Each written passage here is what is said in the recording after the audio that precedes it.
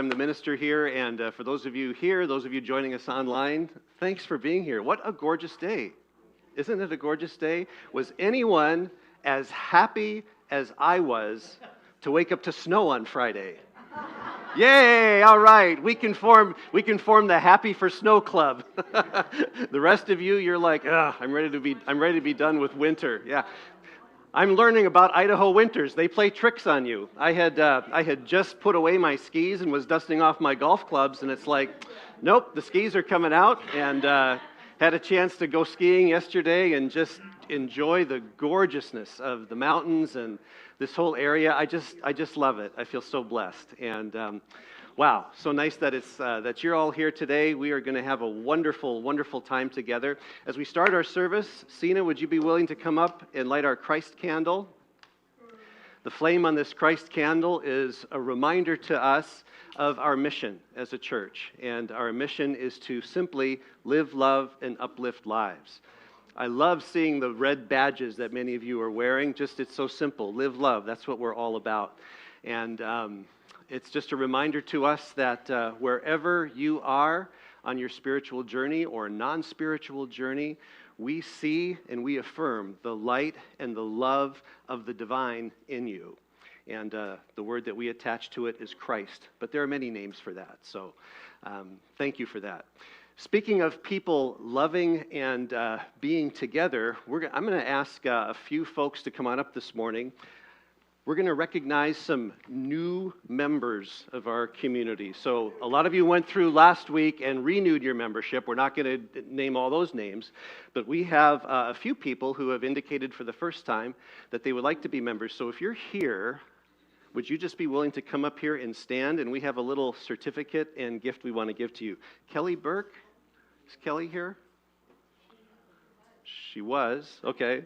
How about John? I saw John walk in. John Jessen? Yeah, come on up here. And Linda Bain, Deborah Kemp, Greg Anderton. I don't know if I've seen Greg today.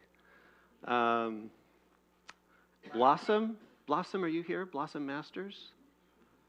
Okay. And let's see. I think that's all of them. Yeah, come on. Would you guys be willing to just come stand here? Yeah, we've got a little something we want to give to you.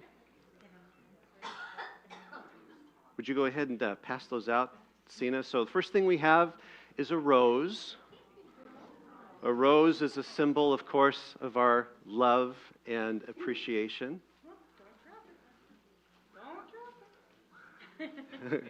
And then we have a little certificate. Yes. Oh, there's Kelly. It's Kelly Christensen.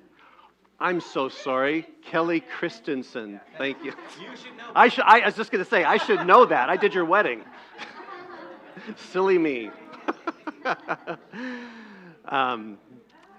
And the certificates have a little fragrance to them. I very lightly put an essential oil on there of Christ consciousness. So if you see that little bit of fragrance on there, that's what that's all about. So,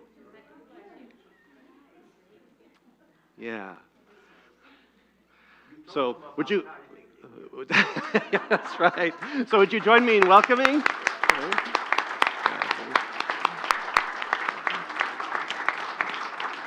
Now, just a note here about membership to you and to all of us. The way I think of membership is simply a celebration of belonging. So if you're thinking about membership here, of giving you like 10% off, all of our goods and services or special parking up front, sorry. we don't do that here. But here at this church, we believe that you belong here just because you are and just as you are.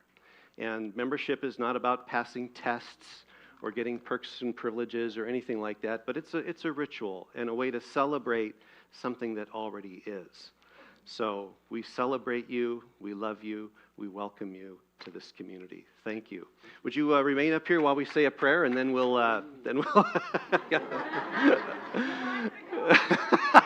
yeah. Let's pray. Father, Mother, God, we just thank you and praise you for your presence in our midst here today, for the beauty of this day, for the gift of life in all of its expression. And for these new members, for this community, we just give thanks for the blessing of this day, the chance to be together and to live into the goodness and the fullness of the life we already have. And so for that, I give thanks and call it good. Amen. And so it is. All right, as they go back to their seats, would the rest of you stand up, take a few minutes, say hi to one another, and when you hear the music, we'll continue with our service today.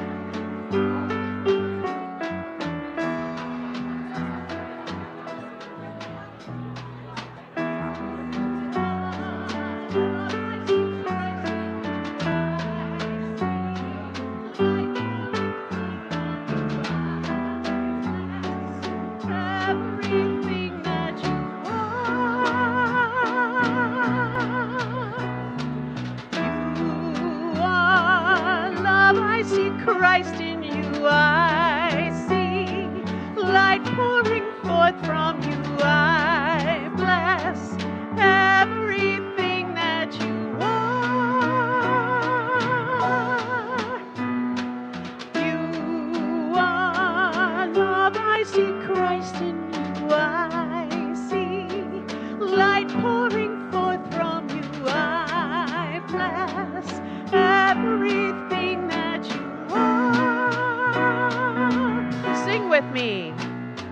You are love, I see Christ in you I see, light pouring forth from you I bless, everything that you are. Let's sing one more time. Here we go.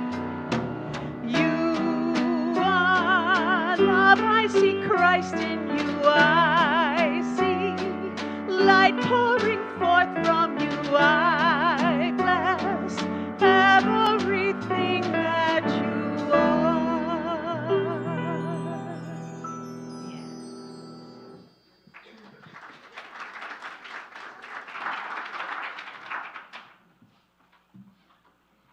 Good morning. I'm Audrey Seymour, the celebration assistant for today. So welcome to Unity. And a special welcome for any of you who are here for the first time. We have an information card for you in the back, in the seat backs in front of you. You can fill that out. And we also want to welcome those of you for the first time online. You can let us know that you're here by clicking on the Connect with Us link that's on the Synopsis tab of the website streaming window. You can request information, make a prayer request, give your contact information, anything like that in the Connect with Us link in the Synopsis tab of the website streaming window. And if you're watching by YouTube or Facebook, you can find that link on our website, unitycenter.org. So let me introduce our musicians for today.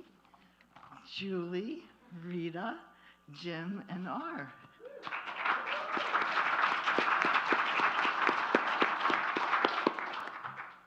And we want to thank everyone who helps make this Sunday service happen and takes care of the building and grounds. It takes a lot of volunteers to run a church and keep everything going. So we thank you all. And today we especially are honoring the celebration assistants.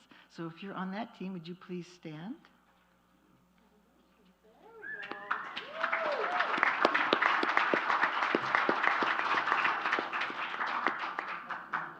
Okay. So at Unity, we believe in the power of prayer.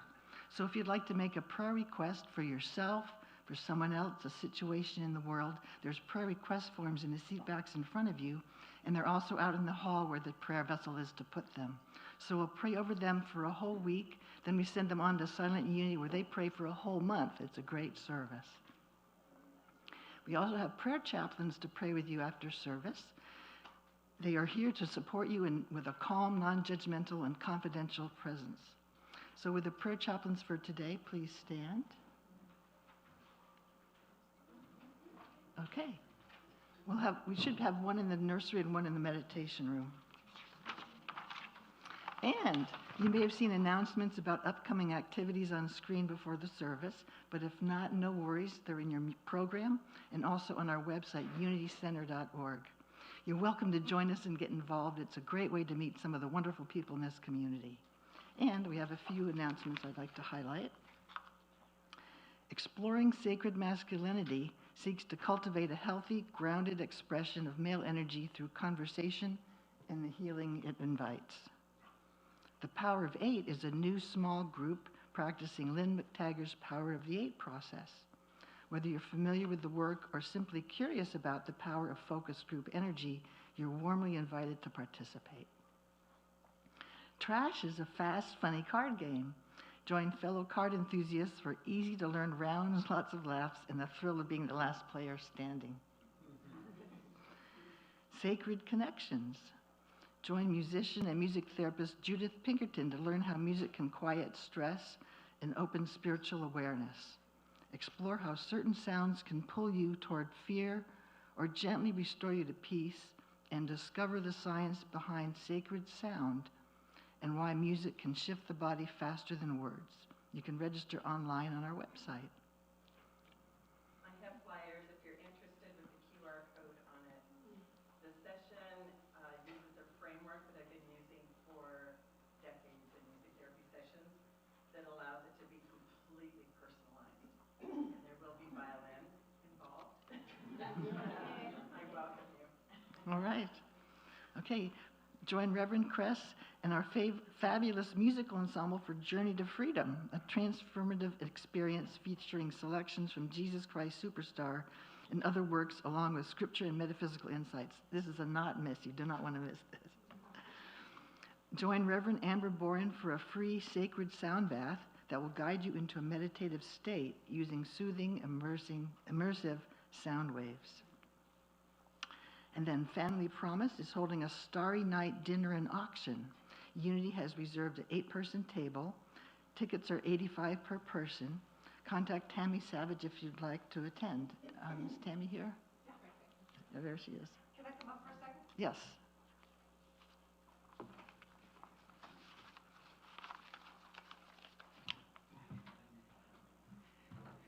I've already reserved an 8-person table for the event, so let me know if you want to attend.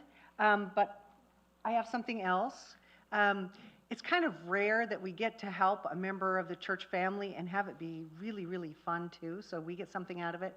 But our church family, the Buteras, are premiering their movie if you wonder where they've been, the last 2 years they've been making this movie. It's premiering at Regal Cinemas today. You can get in for $10 by going on Apple TV and downloading the movie Recollection, or going on your Apple phone, downloading the movie Recollection. You'll show that to Jackie when you get in for free then. So it helps them out. If they can get 300 people to attend, it would be a huge financial boom to a member of our church family, and you get to see a great sci-fi movie. So it's at 1 today at Regal. Can I just say, I've seen it. I saw it in Spokane a couple months ago, and it's really, really well done, and it's a great movie, so go Yeah, see it. and they did the whole thing. Yeah. They produced, they did the sound, they did everything. Music. Caden is a budding director. This is a huge chance for him. So if you can, help him out.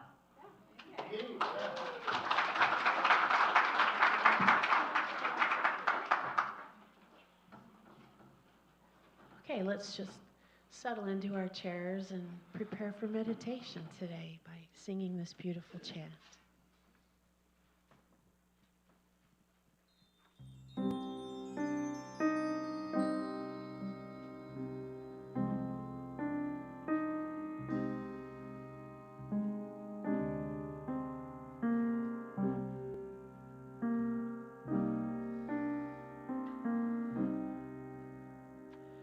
You are the heart, you are the hands, you are the voice of spirit on earth, and who you are, and all you do is a blessing to the world.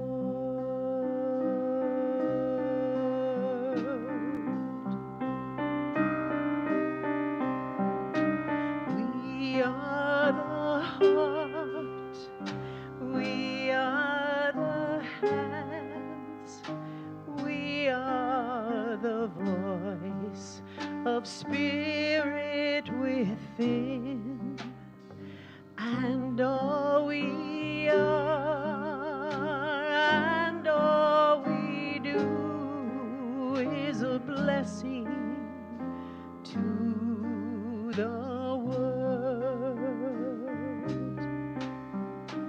I am the heart, I am the hands, I am the voice of spirit on earth, and all I am and all I do is a blessing to the world,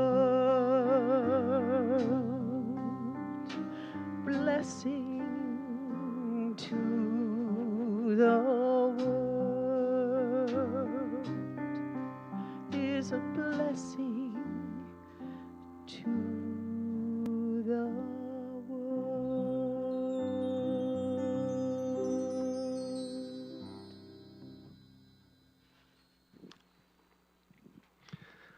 Let me invite you to just, if you're not already, allow your eyes to close, settle in,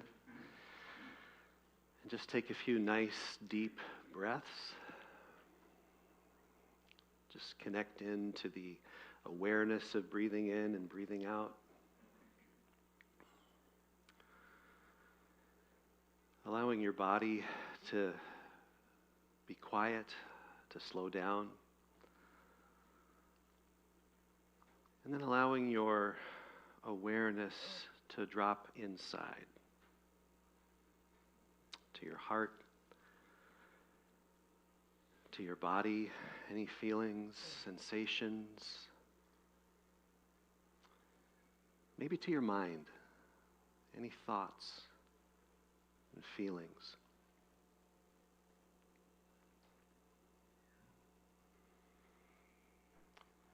This morning is going to be an invitation to use your imagination. So in this spirit of meditation, I'd like to offer a few words from today's daily word about reframing with imagination. Reframing is a technique through which we change a negative perception into something more positive and constructive. In the face of life's difficulties, our first reaction is often to imagine the negative side of the situation, perhaps with the excuse that if we anticipate worst-case scenarios, we can prevent them. We tell ourselves it's just in case. We don't realize that instead of preventing, we are using the power of our thoughts and feelings to create a story of limitation and scarcity. In such moments, it is time to pause and remember that the presence of God is in everything, including any challenge or difficulty we may be experiencing. Not all reframes are lighthearted, but they allow us to face any situation with openness, recognizing that every challenge is temporary. By opening ourselves to possibilities, we remember that we always have God with us in whatever we are living through.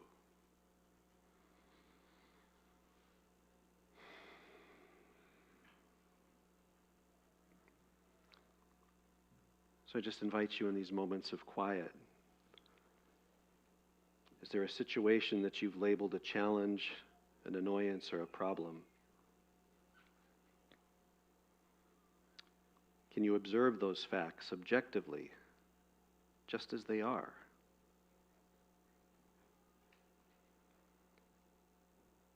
And are you able to pay attention to the story you're building around those facts? Maybe asking yourself, is what I'm thinking real, or is it assumption? And am I willing to see it in a different way? If the answer is yes, you are ready to reframe by using the power of your imagination.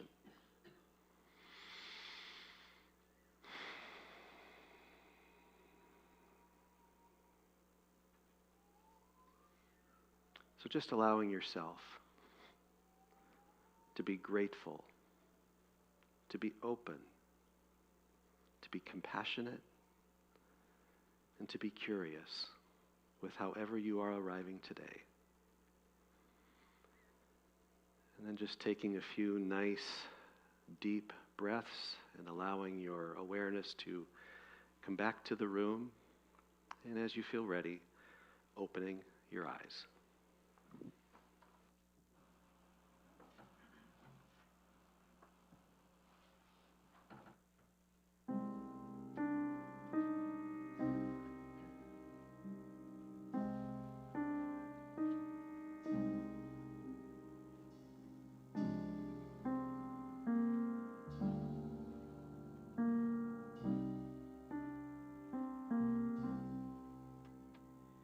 You are the heart, you are the hands, you are the voice of spirit on earth, and who you are, and all you do is a blessing to the world.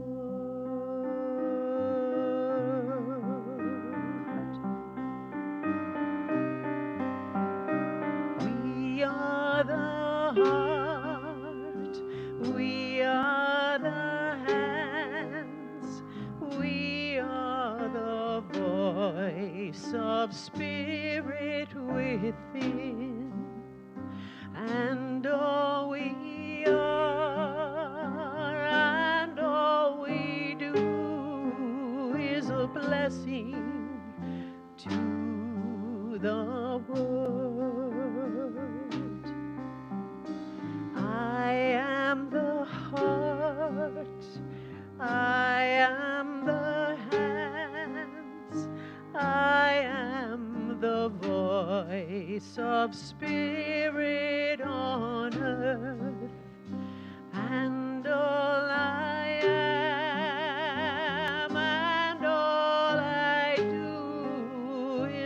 blessing to the world, is a blessing to the world, is a blessing to the world.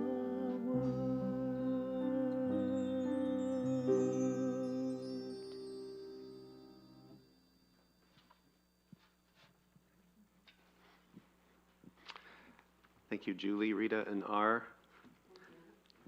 And Jim, Jim, thank you, Jim. I forgot, Jim. Ever since you told me about that at Fat Follies, our proneness to forget, I'm just like, yeah, there we go. But anyway, that song is a reframe. What if everything you did, everything you were, everything you are is a blessing? What would shift? Cool stuff. So today is March 15th. In the Christian calendar, this is the season of Lent. And we have this Sunday, the next Sunday, the Sunday after that is Palm Sunday, the awesome service we're going to have for that. And then April 5th is Easter Sunday. Does anybody just geeking out on stuff like this know how the day of Easter Sunday is determined? Oh, Tammy? Okay, I see that hand. Yes, how is it? It is the first Sunday after the first full moon after the spring equinox. There you go. The first Sunday after the first full moon after the spring or vernal equinox. Yes, yes.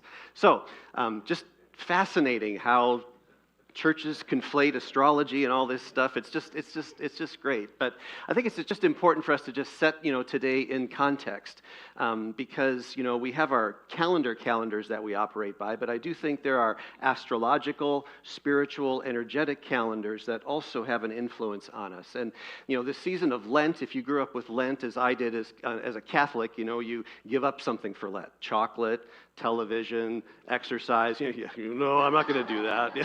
Okay, and again, that's without, for some people that's very helpful and very useful. But Lent is this 40-day experience up until the resurrection of Christ, which is about life in the desert.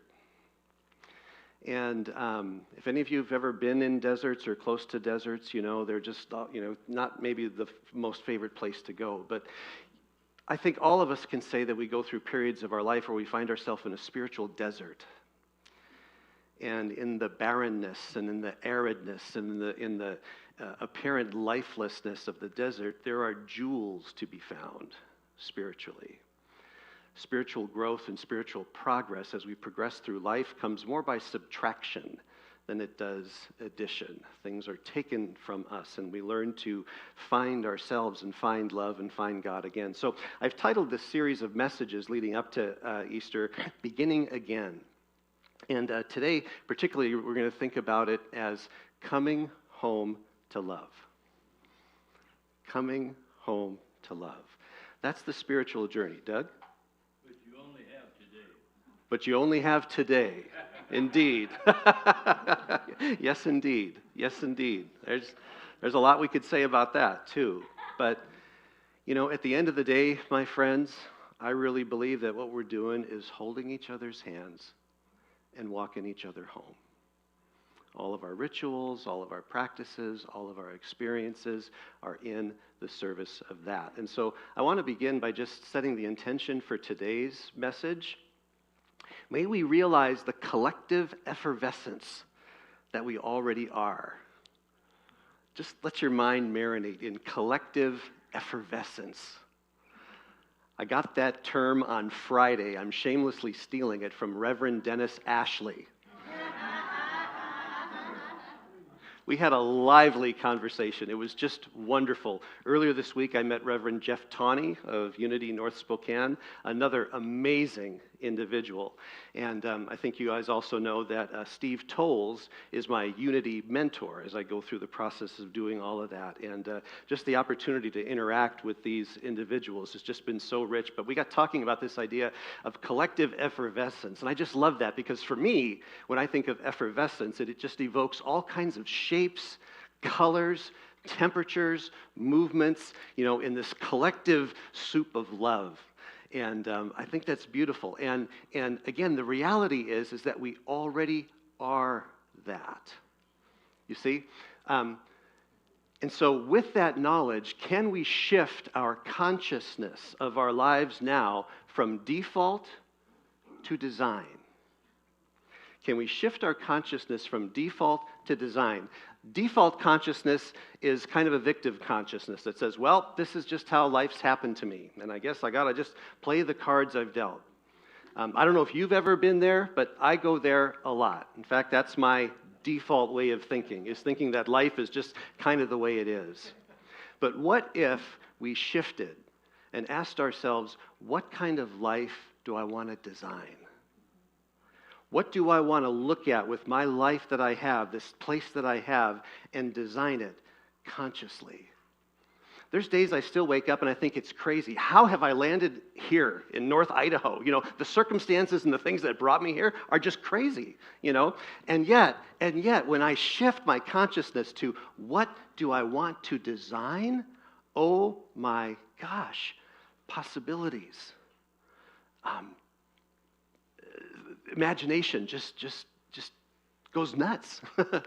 So if you just hear that today will be a success.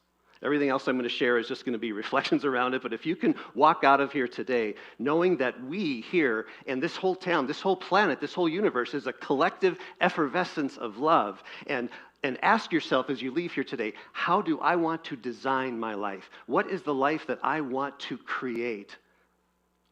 Today will be a success. So with that, let's imagine this. God's love knows no limits, conditions, or bounds. Do you believe that? God's love knows no conditions, limits, or bounds. Therefore, I said this last week, you and I cannot become what we already are. And what we already are is accepted, chosen, and loved. The spiritual path is not a path of earning. It's not a path of accumulating. It's not a path of gaining. It's not a path necessarily of ascent or transcendence. But it's coming home to accepting and receiving that we are fully accepted, chosen, and loved. Beautiful, isn't it?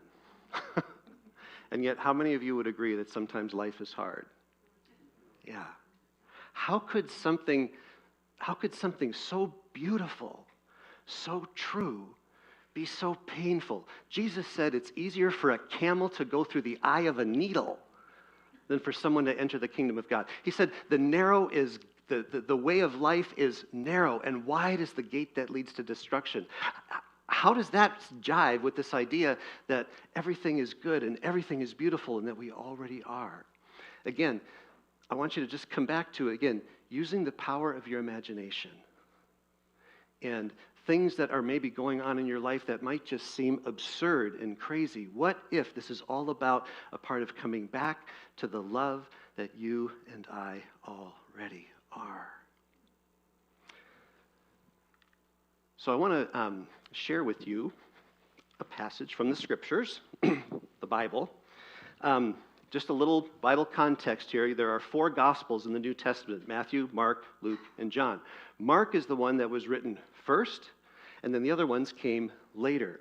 So what I like about Mark is that his telling of some of the stories that are told elsewhere are a little bit more raw than in some of the others. They're a little less refined. But this is a passage maybe you've heard before from the Gospel of Mark, chapter 12. It says, "One of the scribes came up and heard them disputing with one another.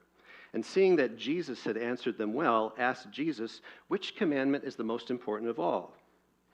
Jesus answered, 'The most important is, Hear, O Israel, the Lord our God, the Lord is one. And you shall love the Lord your God with all your heart, with all your soul, with all your mind, and with all your strength. The second is this, you shall love your neighbor as yourself. There is no other commandment greater than these.' And the scribe said to him, 'You are right, teacher.'" There's one of those in every crowd, isn't there? "Thank you, teacher. Yes, you have answered well." You have truly said that God is one, there is no other besides him, and to love him with all the heart and with all the understanding and with all the strength, and to love one's neighbor as oneself is much more than all the whole burnt offerings and sacrifices. And when Jesus saw that he had answered wisely, he said to him, you are not far from the kingdom of God. And no one dared ask him any more questions. I was with some folks last night, and one of the people were telling me, that someone came up and asked them if they were a Christian. I said, isn't that such an interesting question? Jesus never used the word. And the term Christian came on the scene. It was really invented by the Romans to identify followers of the early Christ movement. They kind of labeled them that way. So just note that. And secondly, this idea that Jesus came to set up this thing called Christianity. Jesus had this weird way of driving crowds away. He drew crowds and he opened his mouth and started to talk, and they all left. It doesn't sound to me like someone wanting to start a movement. The other thing I'd like to say is, when he was asked the greatest commandment, did you notice what was curiously missing from Jesus' answer about the greatest commandment? Any beliefs about him. You see, history has shifted and turned this thing called Christianity into a bunch of things that you got to believe about Jesus and who he lived. Jesus had nothing to do with it. It was never about him. It was all about a way. And this way of loving God, loving the divine with all the heart, mind, soul, and strength. And then this interplay of loving your neighbor as yourself. So I want to just reflect a little bit on part of this thing. And just take a moment as you think about loving God with all your heart, with all your mind, with all your soul, and with all your strength. Which one would you say comes the most easy for you? And which one becomes the most challenging?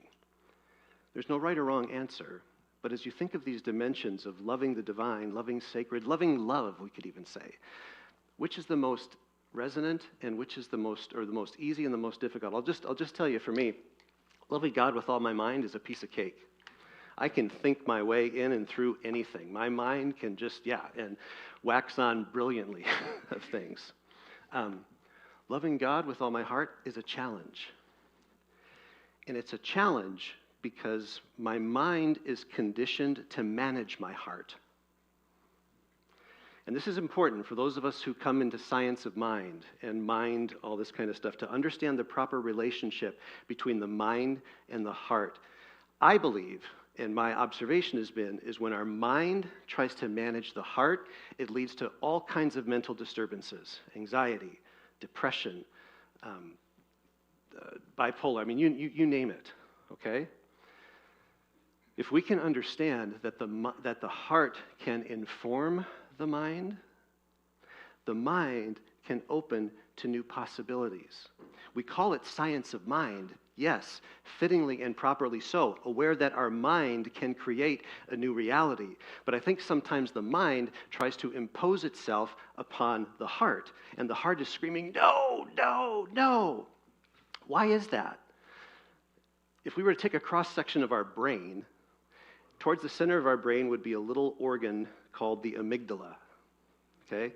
The amygdala is part of our central brain. It's our most primitive brain. We call it our reptilian brain, or the least evolved part of our brain.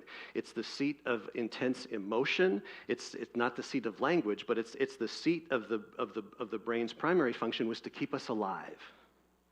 And when the amygdala is threatened, it releases all kinds of neurochemicals in the mind to protect us, typically adrenaline and cortisol. It puts us in a fight, flight, freeze, or fawn response. Now, that reptilian part of our brain works very, very well to keep us alive, but it hasn't evolved to perceive a real threat or an actual threat. Think of it this way. Have you ever had an experience of watching a sunset or listening to a symphony? I think there was a symphony concert yesterday, right? And just being able to just take it all in. Yesterday I was up in the mountains, had a view of Lake Pend Oreille, and It's just beautiful. You're there, you're present, taking it all in. But then what happens if the fire alarm goes off? Or a bear approaches? Time to go. Okay? What does the mind do? Shunk! Hyper focuses on that thing. You lose all awareness of what's going on around you, and you're committed to your protection. Okay? In this experience of loving God with all our heart, with all our mind, with all our soul, and with all our strength, and loving our neighbor as ourself, Rumi says your task is not to search for love, but to search for the walls that you've put around it. And so this experience of protection can build an illusion of separation that causes us to think that we're disconnected somehow from love, disconnected from ourselves, or disconnected from each other. So the invitation here to love God with all the heart, with all the mind, with all the soul. When I think of soul, I think of it really as our essence, our being, who we are, and for me that comes easy, and I think for all of us it comes rather naturally, because that soul is our part of us that is beyond our human experience, and that essence and sense of who we are. And then loving God with all your strength. When I think of strength, I think of the quality of resilience. Resilience, staying in the game.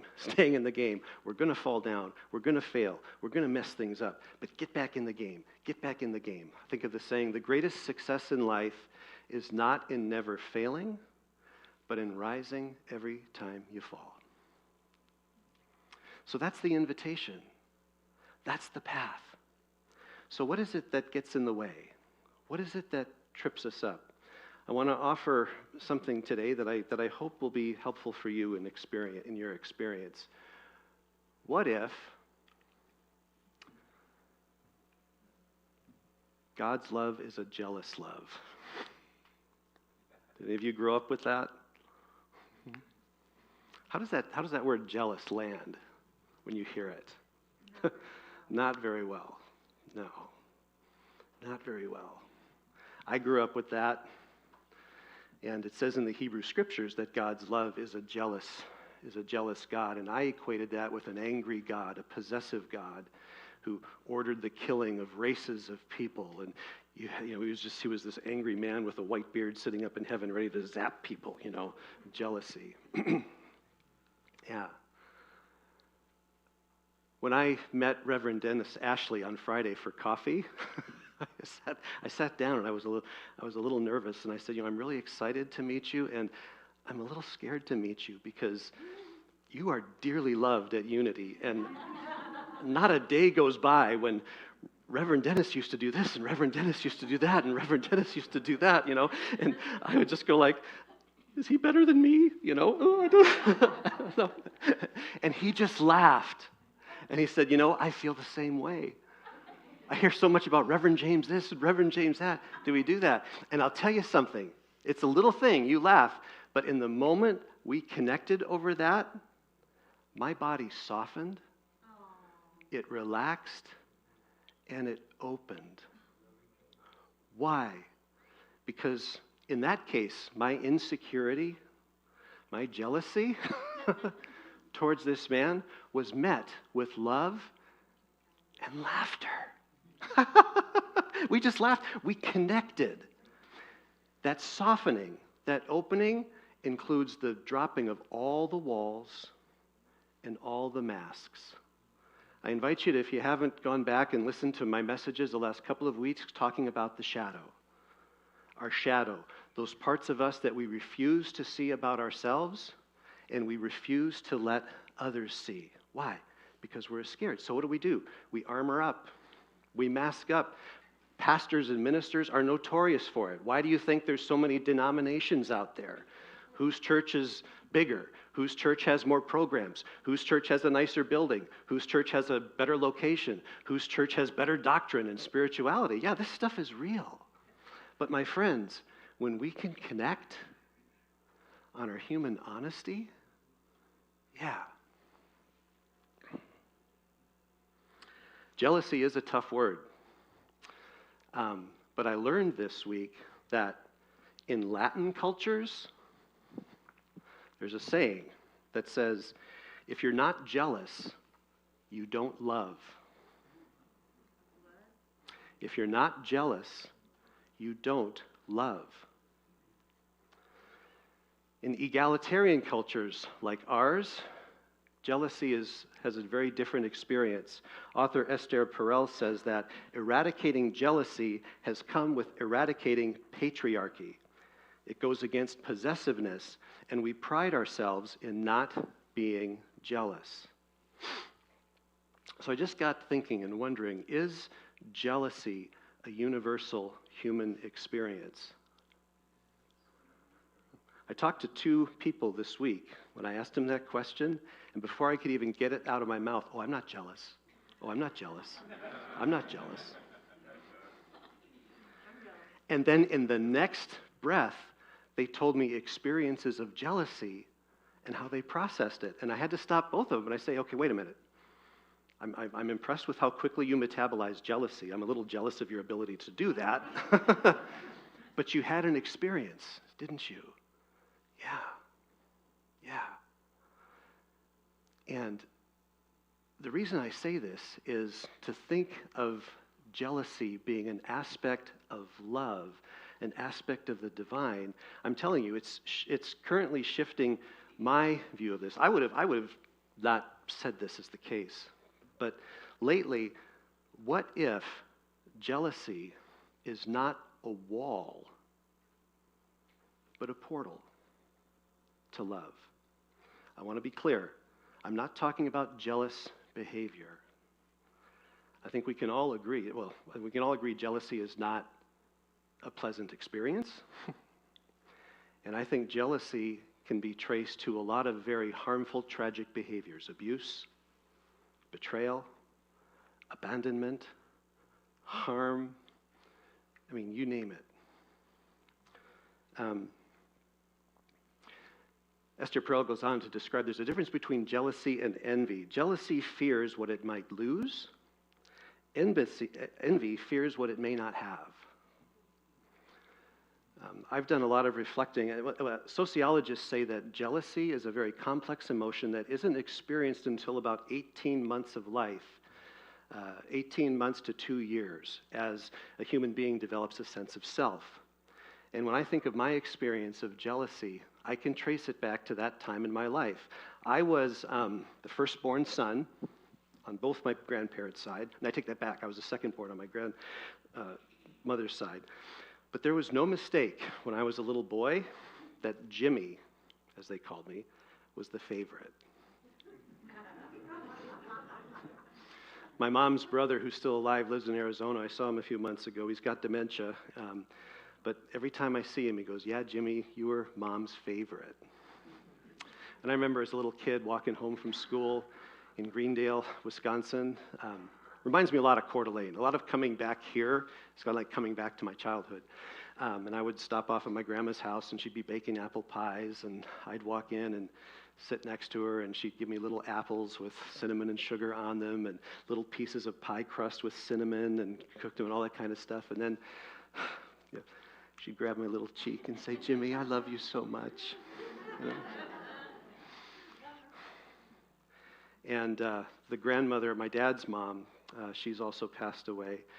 I felt her specialness toward me later in life. If she were here today, she had dementia too, say, "Oh, this is Jimmy. He's a minister." She liked the fact that I'm a minister because she's very Catholic. And see, in Catholic families, the firstborn sons go on to be priests. So I didn't make it as a priest in the Catholic Church, but she always said with, "Oh yeah, this is Jimmy, a minister," But the point is, as a child, I grew up in that ecology of feeling chosen, feeling special, feeling someone's number one. Oddly, when my brother was born, I started to have an experience of jealousy. When my grandparents, my mom and dad, starting to show love to him, I didn't know it at the time, but I was afraid. Wait, no, you can't love him. You have to love me. You can't, this doesn't make sense. And my brother and I, growing up, we have a great relationship today, but we were at odds with each other. And I can't speak for him, but I can tell you, we were always in competition with each other because I was jealous. When I was 8 years old, my parents divorced, and my mom left the family. She was in love with another man, was going to go marry him, and she didn't leave us as kids, but she left the family. And again, subconsciously, there was this sense of, something's lost. I'm not under that. And now as I've continued on through my adult life, jealousy, insecurity shows up in many ways, not just in relationships, but in career, in job. Dennis Ashley, it's like, I like you and I'm a little afraid of you, And what I begin to understand is that in so many cases, I think jealousy comes from this need to feel chosen, to feel special, to feel loved. And what if experiences of jealousy that we have can be a portal to not project that feeling onto someone or something else, but allow it to become a portal back to yourself and to God. So I had a great time taking my little boy Jimmy up skiing yesterday. We had a blast. He loves the mountains and everything, okay? But see, here's the point. I meet some people, I take jealousy and I bury it in the backyard, okay? With all the love and compassion I have, I'll tell you, that's denial and spiritual bypassing.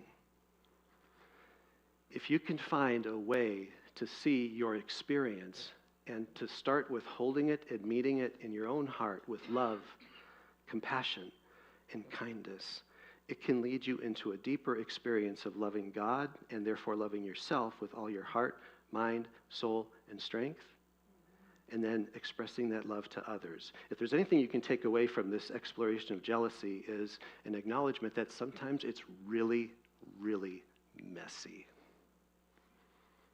Yeah.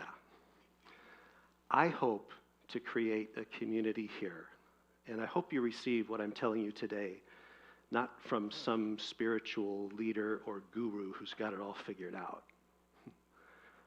I'm learning with you, and you're helping me learn. And I hope that we can design a community here that's safe enough and strong enough and loving enough to be able to meet each other where we are in our spiritual journey. This shows up in spiritual communities a lot. After Easter, I'm going to do a new class on religious recovery. And we're going to take a deep dive into that. And my intent and my hope and my wish and my aspiration is that we can be a community here that's strong enough to love each other, to see each other, to hold each other, myself included. I mean, I want to help you grow. You're helping me grow. Know that. And watch what can happen, to live into this beautiful, beautiful, beautiful, colorful effervescence that we already are. So just back to this here. May we here be jealous. May we be jealous for the collective effervescence that we already are. I'd like to close with a poem, because oftentimes dealing with matters like this can lead us to a time of grief. And this is a poem by Rumi called Love Dogs that has really meant a lot to me. One night a man was crying, Allah, Allah. His lips grew sweet with the praising until a cynic said, so, I have heard you calling out, but have you ever gotten a response? The man had no answer for that. He quit praying and fell into a confused sleep. He dreamed he saw Kadir, the guide of souls, in a thick green foliage. Why did you stop praising? Because I've never heard anything back. This longing you express is the return message. The grief you cry out from draws you toward union. Your pure sadness that wants help is the secret cup. Listen to the moan of a dog for its master. That whining is the connection. There are love dogs no one knows the names of. Give your life to be one of them. Amen, and so it is.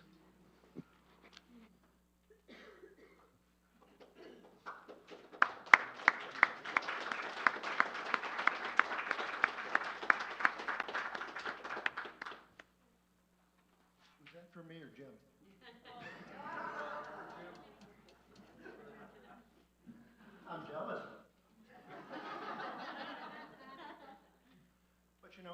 there's another side of jealousy that you got to think about.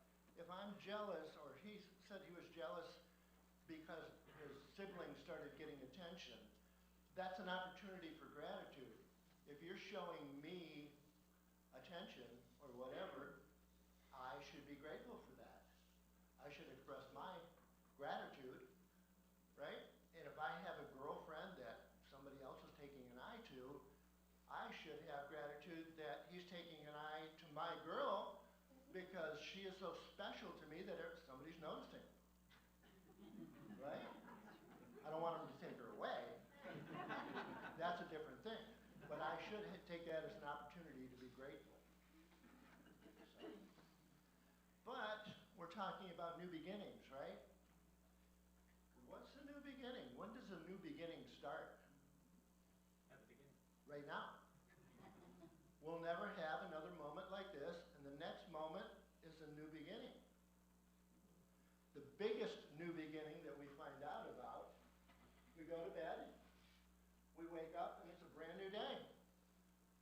A chance to do whatever you want to do with whatever you've got.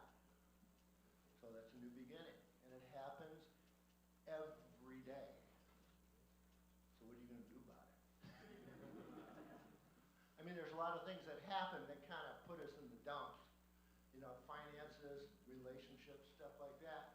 A lot of times we take that to bed with us, and we say, you know, oh, what am I going to do about this? My mortgage is due and I only have 90% of it. Or somebody's looking at my girlfriend, or something like that. We can process the problem, but tomorrow you got to wake up and it's a brand new day. So don't let the sun catch you crying.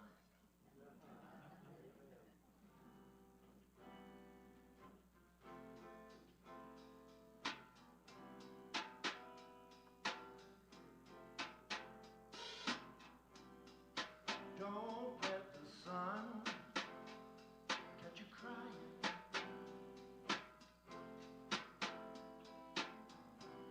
The night's the time for all your fears.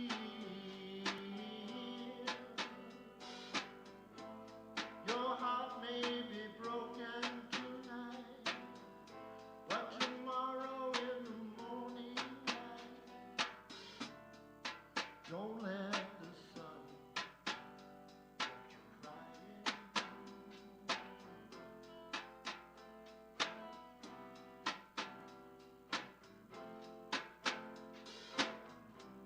The nighttime shadows disappear,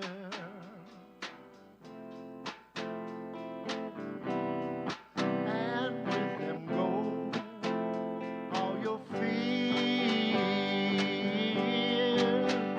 For the morning will bring joy for every girl and boy.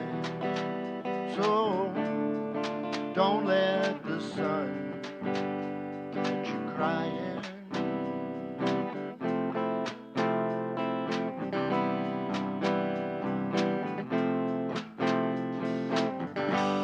We know that crying's not a bad thing,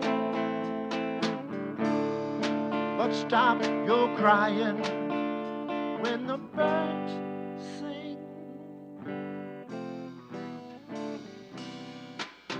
It may be hard to uncover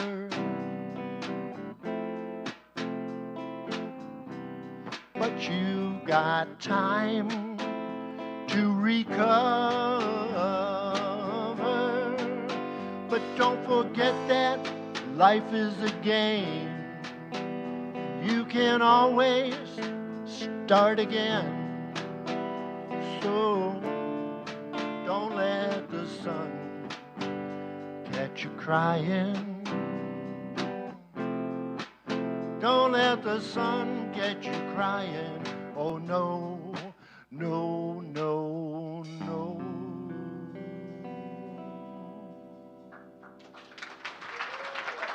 Thank you.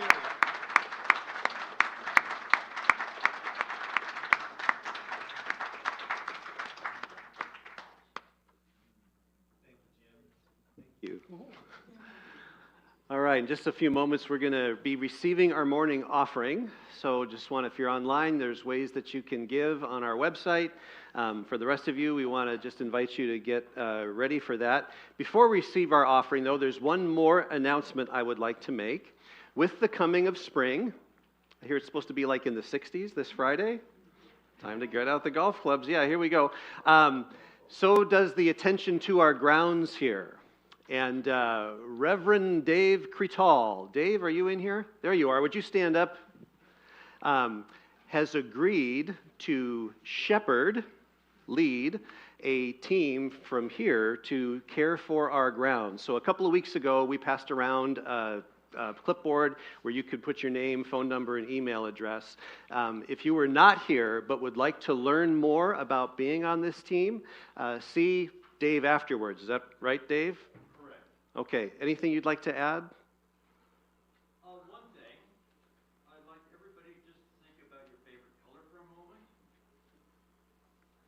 And then our grounds are like a black and white picture. Your chance to add color. Ooh. Mic drop. Thank you. I'm just so grateful.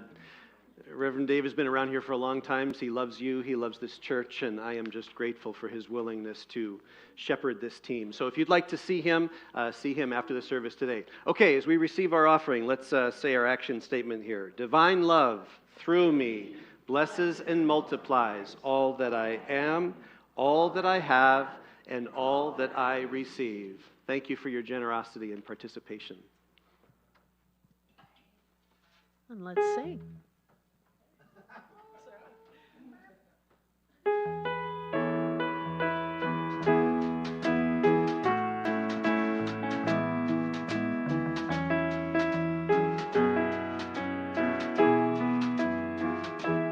Growing love, we're forever growing love. It's a seed that we can sow. Without caring, it will grow. We are family, we are friends, and the feeling never ends. Together we're forever growing love. Growing love, growing love, we're forever growing love. It's a seed that we can sow. Without caring, it will grow. We are family, we are friends, and the feeling never ends. Together we're forever growing love. Growing love, growing love, we're forever growing love. It's a seed that we can sow. Without caring, it will grow. We are family, we are friends, and the feeling never ends. Together we're forever growing love. Together we're forever growing love.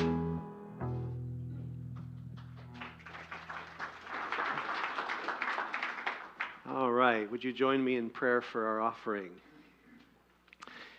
With gratitude, with joy, with faith for all of the love, for all of the life, for all of the joy that is forever being created here, we receive and bless these gifts, knowing that they will be multiplied in the service of living love and uplifting lives in this community and all over the world. And for that, we give thanks. Amen. And so it is. All right, let's welcome our kids in and see what they were up to today.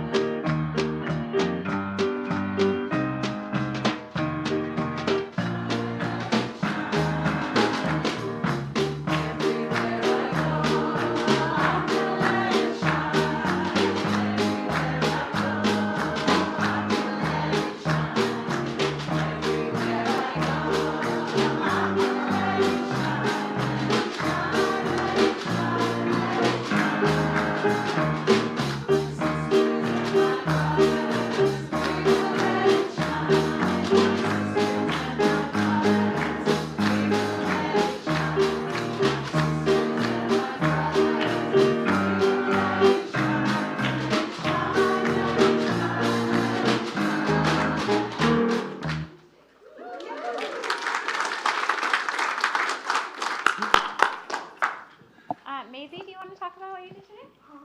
No?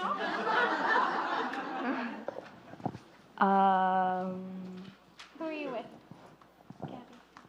Gabby. Do you want to tell? We made like a poster thing of like what? Heart agreements. And we wrote down things that we might want to learn next time. So Maisie was part of the teen group today, and so we have Gabby now helping with our teens. Yay! And there were other teens that chose to sit down, and there were more of mine too that are not here. It was a busy day in the Kidland. So we talked about being lucky and what lucky feels like, and how it's a lot like being grateful. And there's a little bit of element of surprise in there.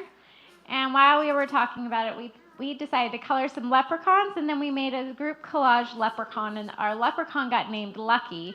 And Lucky he went on a hide and seek spree, and then we had to dig through the gold once we found him and get our prize. So we had a fun little day.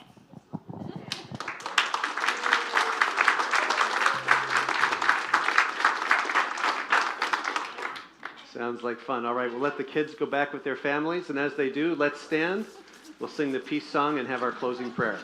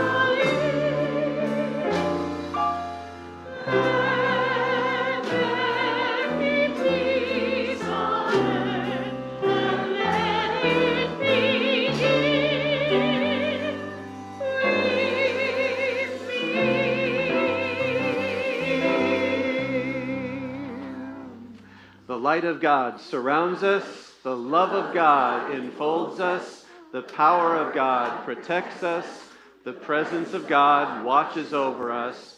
Wherever we are, God is, and all is well. Amen. Have a great day. Men, we'll see you at 1 o'clock online or in the friendship room. Have a great day.